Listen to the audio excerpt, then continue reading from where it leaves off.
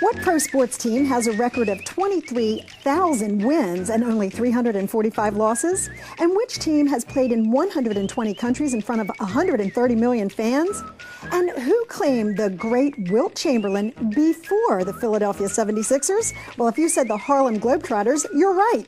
We're going to take you inside this legendary basketball organization and introduce you to the new generation of players right now on It's Your Call.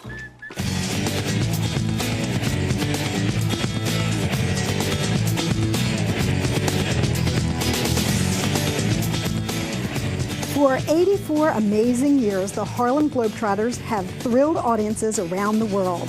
Some of the most recognizable names in basketball history have entertained audiences while in the Globetrotter uniform. In fact, they've played more than 25,000 games over the years, entertaining everyone from presidents to popes. The so-called ambassadors of goodwill have literally dunked their way into the hearts of basketball fans, both young and old alike.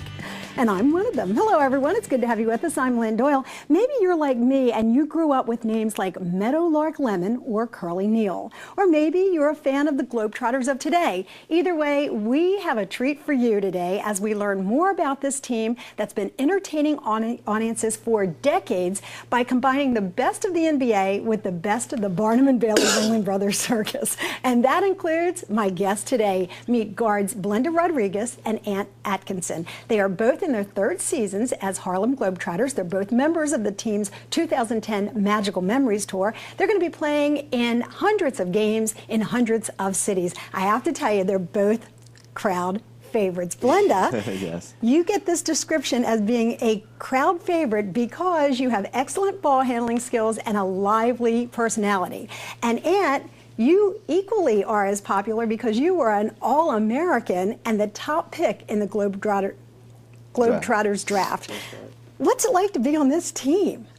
Well, you know, it's an honor and a privilege because, you know, you're carrying on a tradition that was, you know, carried on by guys in the past, and we're just trying to carry the torch like those guys like Meadowlark and Curly and Marcus Haynes and Goose Tatum, and those guys did like that. So they used to thrill crowds back in the day, so we're trying to do the same thing today with our new generation. I want to talk about the old generation, but first I got to know if you agree with my description that this is part NBA, part circus. Yes, it is. We put on a great family show entertainment.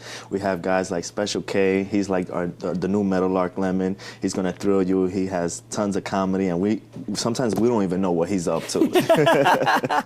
It really is kind of an impromptu, spontaneous display, and yet it's a choreographed routine at the same time, right? Right, you know, we go to practice every day and we work on our routines, but, you know, it's not choreographed because the generals don't never know what's coming. You know, so, you know, some days you might come and see one show, and the next day you see a totally different show because we're feeding off what the crowd likes, we're feeding off, you know, how much fun we're having out there. So it's not choreographed, but you will see some of the old tricks and some of the things that you see in the past. What are some of the crowd pleasers, things that you know every night, whether it's here in the States or across the world, that you're going to be providing for the audiences? Well, we're going to provide them with amazing trick shots from half court, me, myself, and Ant, and Special K. You might even see Rocket or Scooter shooting a half court shot. And also the stuff that I remember as a Globetrotter, when they used to bring the confetti and throw it to the crowd or to the referee. Those are the things that I remember as a kid. Or sliding on the floor, which me, myself, and Ant, we do as well, sliding and doing stuff that Curly Neal used to do. So we try to just tweak it a little bit and make it a little bit better than what the guys used to do, because we have a lot more creative moves than what the guys used to do back in the day, like Curly and Meadowlark Lemon and Marcus Haynes. And you involve the crowd in the show, right, Ant? Yes. Oh, yes. I mean, it's a crazy experience when you come to the show. You never know what you're going to get because one minute you're looking at a guy dunk or slide on the floor dribbling the ball, and then the next minute we could be eating out of your popcorn bowl sitting right beside you. So you never know, and that's what makes our game so much fun, and that's what separates us, I think, from all the other professional teams because of the crowd interaction that we have. Well, you know, I was just going to say that whole interactivity, that's why people love minor league baseball so much, for example, because they feel like they're right on the field with the players, they're up close. So many times, you know, you feel like professional athletes who can't really get up close and personal, be part of the show, but here you get to combine all of it. Yeah. You mentioned, Blenda, about the tricks of the olden era and watching them as a kid. Were you a big Harlem Globetrotters fan? Yes, I was.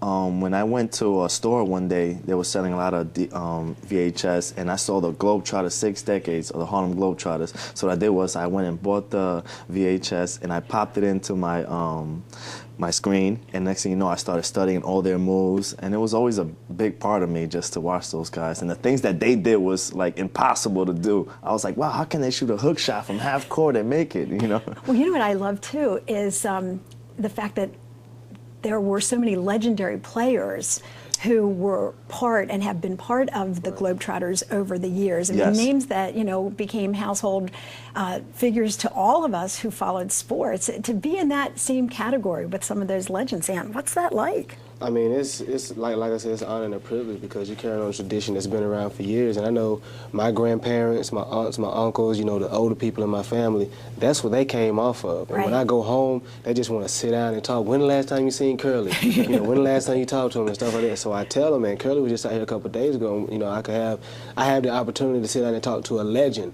not only in the Globetrotter, you know, standpoint, but just basketball all around. Right. Because, you know, our whole team was inducted into the Basketball Hall of Fame.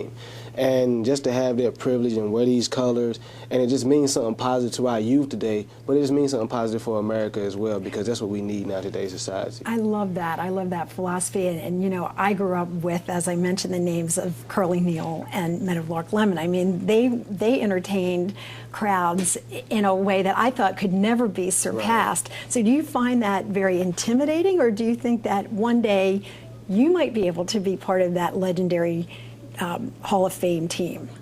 I think one day we might be able to be a part of that. We had great guys that played with the Globetrotters like Magic Johnson, Cedric Ceballos, Wilt Chamberlain, and the first player to ever get signed was Nat Sweetwater Clifton. He went on and played with the Knicks. First he was a Globetrotter, and then he went on and played with the Knicks. So we had guys that came from a lot of different backgrounds. Wow. You know, I bet people are saying at home, though, okay, you have these fantastic basketball skills. Why not put them to use in the NBA? Well, everybody has a different story. You know, I came from college, won a Division II national championship. We actually had some guys that played in the NBA, but they came down to the Globetrotters to play, like Chris Highlight Brute when he played with Chicago Bulls. Then you have Special K and different guys like that went over and played with overseas teams. So everybody has had their own little story and their own little transition, but now we come full circle and we join together in the Globetrotters. And, you know, it's funny how, you know, some places we go, we have people, you know, wanting us, oh, man, we love you guys. And right. so we get the same love as the NBA guys, or maybe even more, because we're more international and we go overseas and perform over there, too. Well, I was going to say, listen, if you could make that half-court shot here in Philadelphia, you would be a star of magnitude I can't even describe. Could you just do it every night for us? Well, we were at the Sixers when they played against the Magic game, and Ant hit it on the first try, his half-court shot. They brung us out on the floor. Sign him up. Yeah, sign him up. Alan's out. We might as well put you in. All right, so many memories here of the Harlem Globetrotters that are kind of coming back for me, because when I was a kid, I just absolutely loved them. I want to know if you did as well. Do you have a favorite Globetrotter that you remembered? Have you passed that tradition of loving the team on to your kids? Do you go out and see them when they come into your town? I know it's always hard to choose, but if you do have a favorite little shtick that they do, I'd love to hear from you. If you have questions for the guys, you can email us a couple of different ways. You can log on to csnphilly.com, and then you put in It's Your Call or IYC, and that'll take you to my webpage where you can leave me a comment. Or if you'd like to email me directly, you can do that at tcn_IYC at comcastnetwork.com. If you have questions, we'll pass those along to Blenda and Ann. And of course, you can always find us on Facebook, MySpace, or YouTube. And is anybody else like whistling that song? I know you two are probably sick to death of it because you hear it all the time. No, we love it. Sometimes we hear it in our sleep. But it's going to be like Happy Birthday and be in my head now for the rest of the night. But it's just a happy little tune. Right, exactly. And I would think that the one great thing about your jobs is that you bring joy to people. And, you know, unlike professional basketball, sometimes people leave and they're dissatisfied with the result, where on a night when you're performing, typically people are going to leave happy. Yes. 90% is what we do off the court, and 10% is what we do on the court. So today, me and Ant, we went to a school, and we put smiles on kids' faces and give them motivational speeches, and, you know, teach them like, oh, believe in your dreams because you can achieve them.